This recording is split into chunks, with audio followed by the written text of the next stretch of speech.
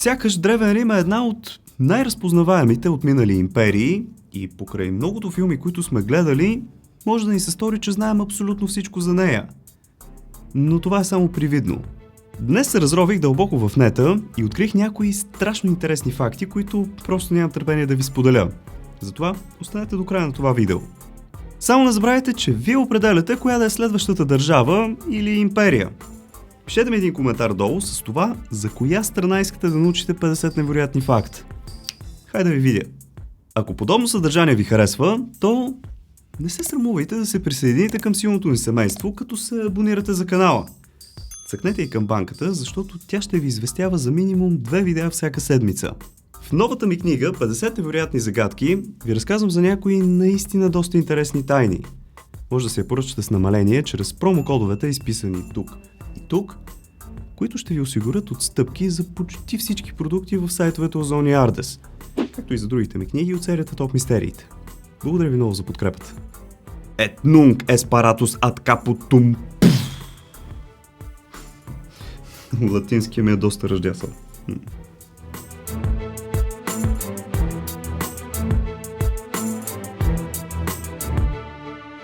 Историята на Древен Рим всъщност започва от един мит.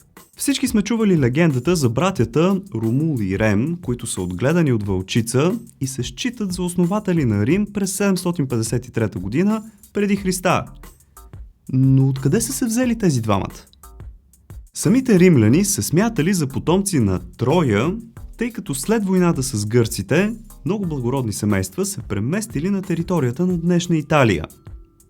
Те се заселват в малко градче, наречено Латиум, което се използвало за търговия между гърците и етрусите. След това те просто прекръстват градчето на Рим и всъщност много от традициите, които познаваме днес, са именно етруски. Иначе да, хубава легенда за вълчицата. След основаването си, Рим и околностите се превръщат в република и около 280 година преди Христа разнасят демокрация из целия полуостров. Разбирайте, завладяват го чрез много войни. Римската империя се основава като такава чак през 27 година преди Христа, когато Октавиан Август се обявява за първият император.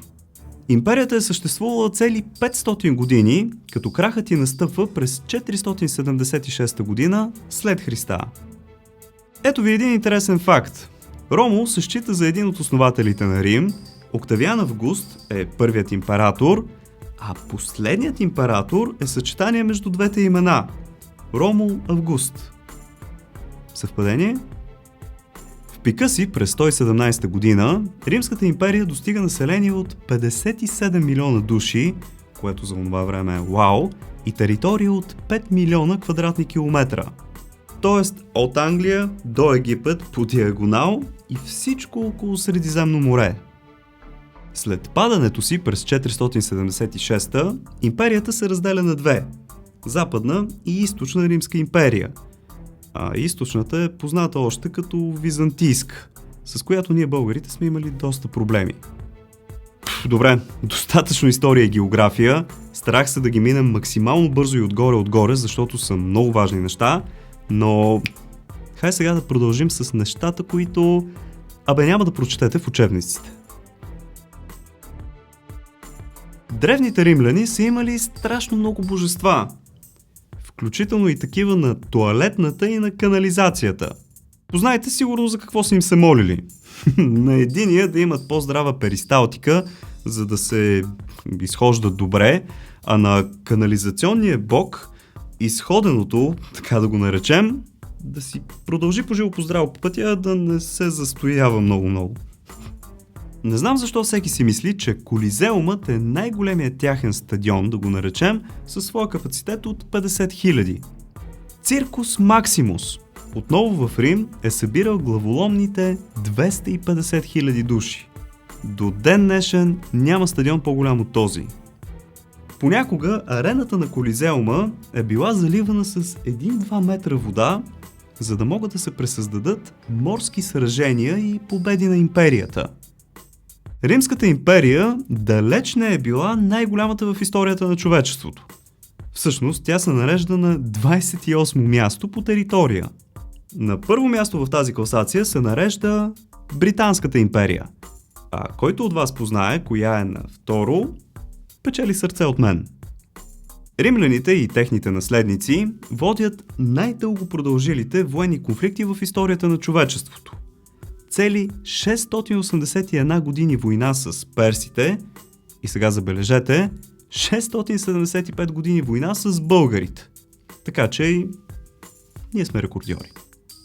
Знаете, че в Древен Рим богатите са имали роби, но е имало един ден, наречен Сатурналия, в който нещата се обръщали.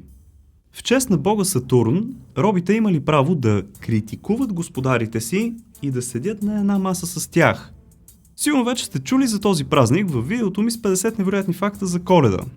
Ако се чудите каква е връзката между Сатурналията и Коледа и Рождество Христово, по-добре го изгледайте тук горе. Градът Рим в древността е бил 6 пъти по-гъсто населен от Ню Йорк, който днес е в челни позиции на класациите по този показател. През първи век населението на Рим достига до 1,5 милиона души, но при залеза на империята спада чак до 30 000 души и не се възстановява до 19 век. Знаем, че древните римляни са използвали урина за почти всичко, като виден и гаден пример за това е за избелване на зъбите. Но знаете ли, че имало хора, които дори вярвали, че ако пееш, също ще си полираш зъбите?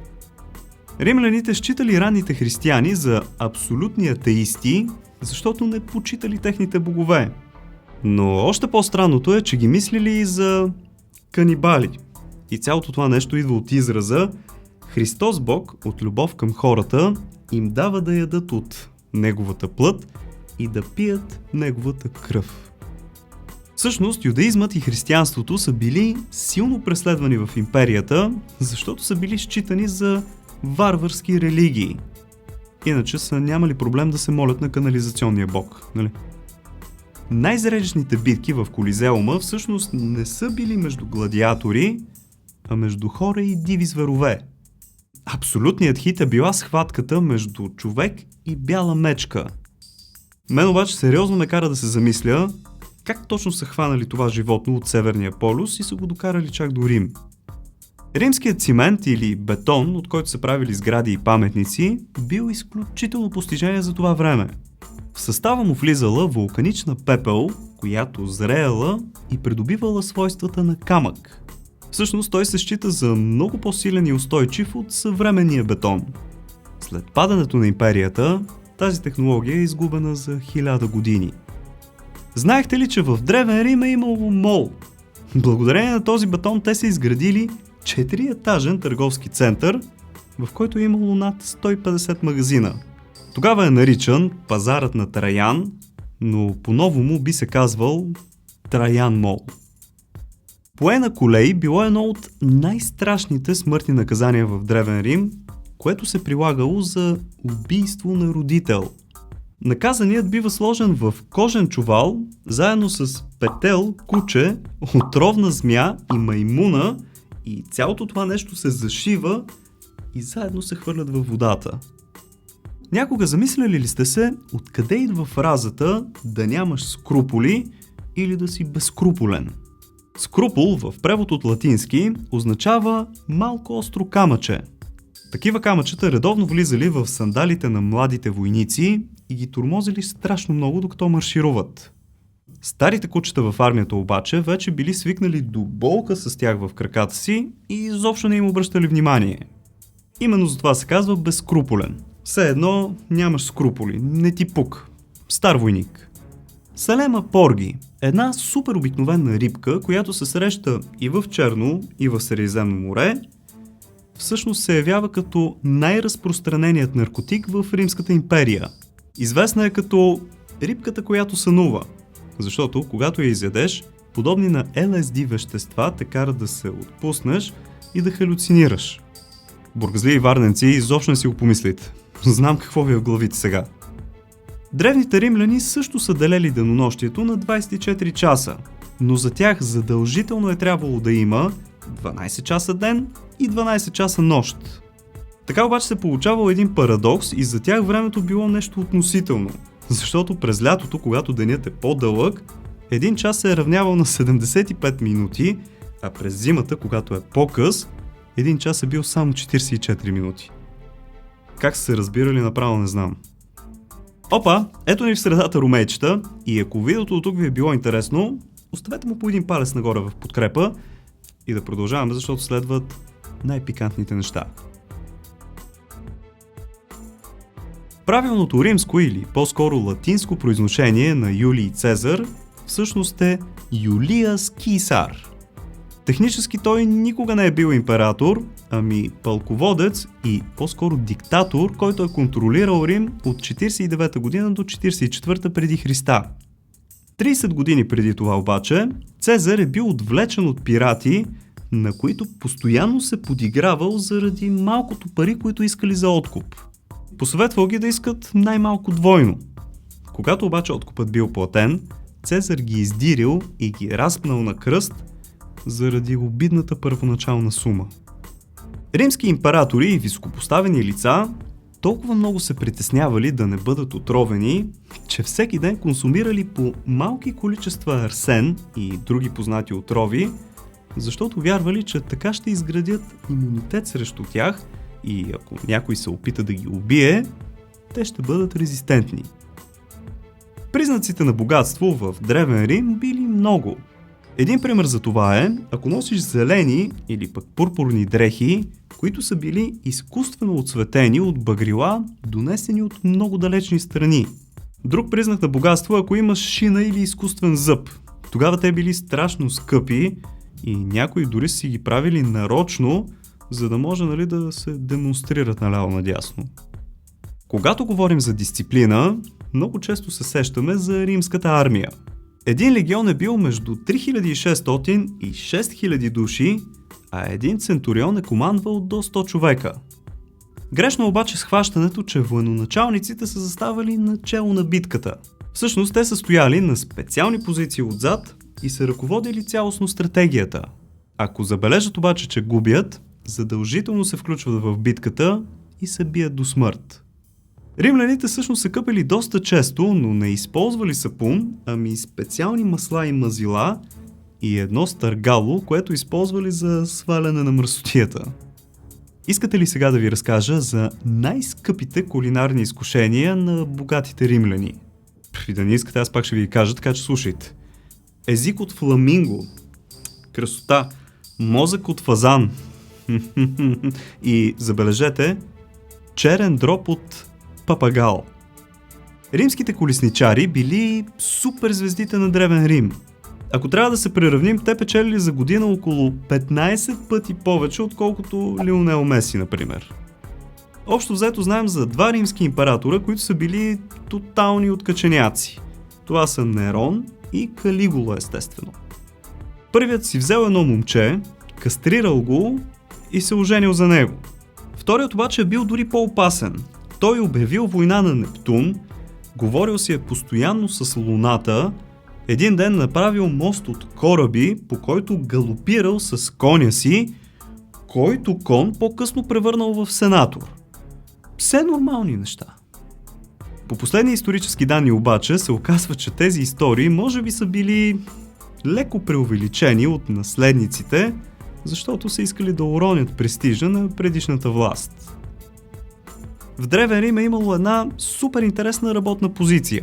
Богаташите си наемали къдреви момичета и момчета, най-често деца, в чиито коси да си бършат устите и ръцете по време на пиршествата.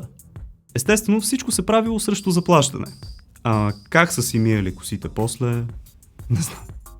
Проституцията в Древен Рим е било нещо абсолютно нормално.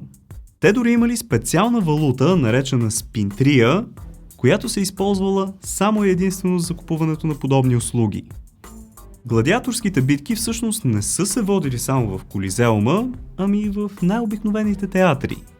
Дори имало странна традиция.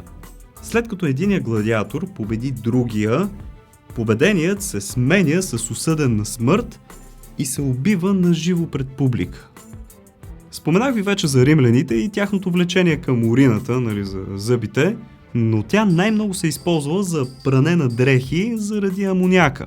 По едно време толкова се е търгувало с урина, че един император е наложил данък върху нея.